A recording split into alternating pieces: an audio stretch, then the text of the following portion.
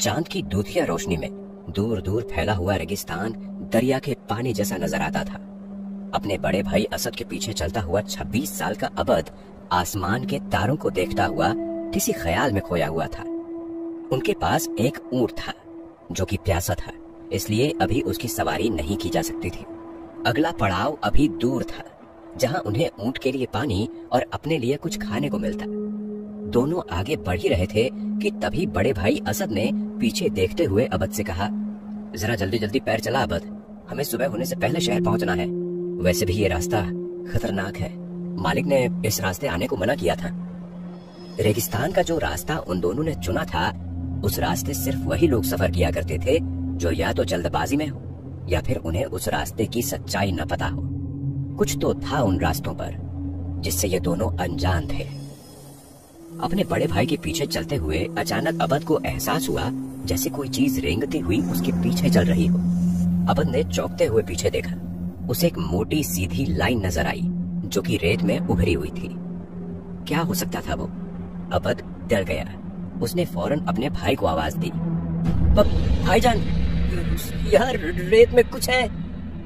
अबद की आवाज सुनकर असद ने रुकते हुए पीछे मुड़कर देखा। रेत में एक अजगर जितनी मोटी लाइन उन दोनों का काफी देर से पीछा कर रही थी।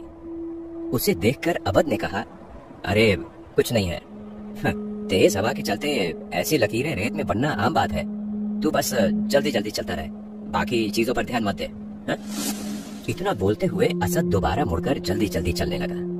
उसने अबद का दिल रखने के लिए ऐसा जवाब तो दे दिया था, मगर उसके चेहरे का डर साफ बयां कर रहा था कि वो रेत में बनी लाइन अपने आप नहीं बनी थी। दोनों भाई रेत में जल्दी जल्दी चलने की कोशिश कर रहे थे।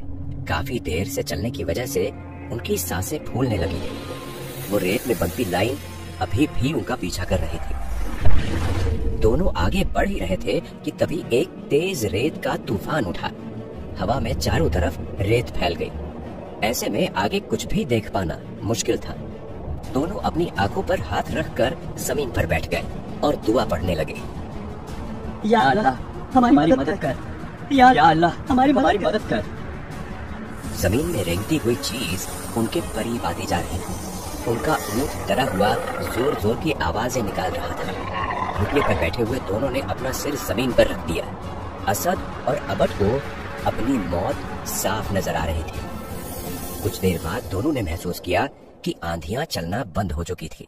दोनों ने अपना सिर ऊपर उठाया और देखा उनसे थोड़ी ही दूरी पर एक टूटी फूटी मजार थी और वो रेत के अंदर रेंगने वाली चीज गायब हो चुकी थी। इस वीराने में ये मजार आखिर किसकी हो सकती थी? दोनों उठकर उस मजार के पास गए। मजार काफी पुरानी हो चुकी थी। वो दोनों उसको देख ही रहे थे कि तभी उनकी नजर मजार के पास रखे एक बड़े से मटके पर गई। दोनों प्यास से तड़प रहे थे। उस वीराने में पानी से भरा मटका मिलना लगभग नामुमकिन था, मगर फिर भी असद ने आगे बढ़ते हुए उस मटके में देखा। मटके को देखकर अबद खुशी से उछल पड़ा। मटका ठंडे पानी से बिल्कुल भरा हुआ था। असद फौरन मटके से पानी निकालकर पीने ही वाला था कि तभी अबद ने उसे रोका। होश में आओ भाईजान, इस वीराने रेगिस्तान में भला पानी कहां से आ सकता है? ये जरूर कोई छलावा है। असद प्यास से तड़प रहा था। उसने अबद पर गुस्सा करते हुए कहा, क्यों नहीं हो सकता? हो सकता है कोई व्यापारियों की टोली इसे यहाँ छोड़कर चली गई हो। वैसे भी यहाँ मजार है तो डर कैसा? असद ने पहले उस पानी को चखा और फिर एक सांस में ढेर सारा पानी पी गया।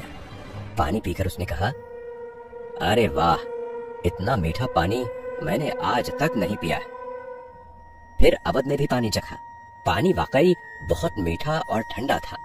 फिर दोनों ने खूब सारा पानी पिया और वहीं लेटकर आराम करने लगे। रात में रेगिस्तान का मौसम ठंडा हो गया था और दोनों काफी थके हुए थे। देखते ही देखते उन्हें गहरी नींद आ गई। रेगिस्तान रेगिस्तान, क्या है तेरा राज? जो आए इस रास्ते पर होगा पर्दाफाश। अबद को किसी लड़के की बेहद मीठी आवाज सुनाई दे रही थी। उस आवाज को सुनकर उसकी नींद टूट गई और वो उठकर बैठ गया। फिर अबद ने जो देखा उस पर वो यकीन ही नहीं कर पा रहा था। उसके चारों तरफ रोशनीदार तंबू लगे हुए थे जिनमें खाने पीने और ऐशो आराम की सारी चीजें थीं। उसने चौंकते हुए अपने बड़े भाई असद को जगाया। ये नजारा देखकर दोनों ही चौंक पड़े थे कि आखिर वो यहाँ कैसे आ गए। दोनों समझने की कोशिश कर ही रहे थे कि तभी उनके सामने एक बेहद खूबसूरत लड़की आई, जो कि पहनावे से बंजारन लग रही थी। खुले बाल, नीली आंखें, वो बला सी खूबसूरत थी। उसके बदन से भीनी भीनी जैस्मीन के इत्र की खुशबू आ रही थी। दोनों उसे देखते ही रह गए। फिर उस लड़की ने इन दोनों से कहा, आप दोनों यही सोच रहे हो ना कि आप यहाँ कैसे आए? मैं लेकर आई हूँ आपको यहाँ। मेरा नाम हादिया मस्तानी है और मैं बंजारों की एक टुकड़ी से हूँ। मेरे साथी आगे चले गए और आप दोनों के लिए मैं यहाँ रुक गई। चलिए, गर्मा गर्म खाना और ठंडी शराब आपका इंतजार कर रही है। असद उस लड़की की बातों में बिल्कुल खो गया था। वो झटपट उठकर उसके साथ चलने लगा, जबकि अबद उसे रोकना चाहता था। उसे कुछ गड़बड़ लग रही थी, मगर फिर भी वो असद को नहीं रोक सका और उसके पीछे पीछे चलने लगा। तंबू में पहुंचकर उन दोनों ने देखा वहां खाने पीने की सारी चीजें थी। दोनों ने पेट भर खाना खाया और खूब शराब पी। उसके बाद असद ने उस लड़की से कहा, तुमसे खूबसूरत लड़की मैंने आज तक नहीं देखी। मैं तुमसे निकाह करना चाहता हूँ। उसकी बातें सुनकर लड़की जोर से हंसी। क्या आप सच में मुझसे शादी करना चाहते हैं? मगर आप इसके बदले मुझे क्या देंगे? तुम जो मांगो मैं तुम्हें वो दे सकता हूँ। लड़की के चेहरे पर अचानक से खामोशी तैर गई। उसने भारी आवाज में असद से कहा, तो फिर ठीक है, मैं तैयार हूँ। बदले में मैं चाहती हूँ भाई की जान ले ले। इतना सुनते ही अबद सकते में आ गया। ये कैसी बातें कर रही हो आप? तब तक असद ने उठकर पास रखी एक तलवार उठा ली और अबद को मारने के लिए बढ़ा। अबद पीछे मुड़कर भागने लगा। वो आगे आगे भाग रहा था और असद उसका पीछा कर रहा था। भागते हुए अबद सोच रहा था कि आखिर उसके भाई को क्या हो गया था। वो एक लड़की की खातिर उसकी जान कैसे ले सकता था? मगर वो समझ चुका था कि ये एक माया जाल था जिसमें उसका भाई फंस चुका था। उसे उस लड़की की हंसी और आवाज साफ सुनाई दे रही थी। रेगिस्तान रेगिस्तान, क्या है तेरा राज? जो आए इस रास्ते होगा पर्दाफाश। अबद घबराया हुआ भागा जा रहा था और उसके खून का प्यासा असद उसके पीछे लगा हुआ था। अचानक भागते भागते अबद जमीन पर गिर गया। तब तक असद उसके पास पहुंच चुका था। उसने अबद की जान लेने के लिए तलवार ऊपर उठाई। अबद समझ चुका था कि अब उसकी मौत पक्की है, मगर असद जब तक उस पर वार कर पाता, अचानक उसके पीठ में किसी ने खंजर घोंप दिया। अबद चौंक पड़ा था कि आखिर असद के पीठ में छुरा किसने मारा। उसने देखा ये वही लड़की थी।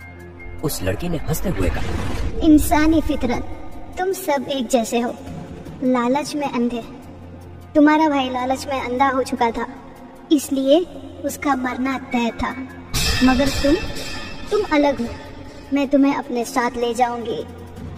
इतना बोलते हुए वो लड़की एक बड़े से सांप में बदल गई और अबद जब तक कुछ समझ पाता, उसने उसे लपेट लिया और रेत के अंदर खींच ले गया। आखिरी वक्त तक अबद अधमरी हालत में जोर जोर से चीखता रहा, नहीं नहीं, छोड़ दो मुझे, छोड़ दो।